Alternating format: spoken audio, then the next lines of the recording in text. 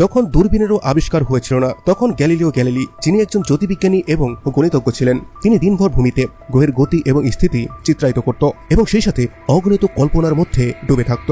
1609 সালে তিনি একটি এমন দূরবীনের খোঁজ পান যেটার আবিষ্কার হল্যান্ডে হয়েছিল।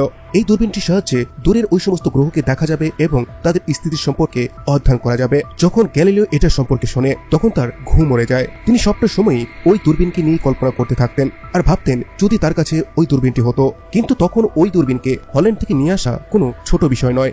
তারপর তিনি ওই দূরবীন নির্মাণের প্রক্রিয়াকে জানেন এবং নিজের জন্য একটি দূরবীন তৈরি করার পরিকল্পনা করেন। একটি চশমার দোকান থেকে তিনি 3টি স্পাই গ্লাস কিনেন এবং সেটাকে সুন্দরভাবে ফিনিশিং এর সাথে গ্রাইন্ড করে দূরবীনের মধ্যে সেট করে এবং অবশেষে তিনি হল্যান্ডে তৈরি হওয়া দূরবীনের থেকেও 20 গুণ অধিক পাওয়ারফুল একটি দূরবীনের তৈরি করেন। এরপর যখন তিনি আকাশের দিকে ওই দূরবীন দিয়ে দেখেন তখন সে অবাক হয়ে যায়। তিনি জুপিটারের চারপাশে 4টি মুনকে অরবিট করতে দেখেন। এই দিন গ্যালিলিওর জীবনের সবথেকে খুশির দিন ছিল।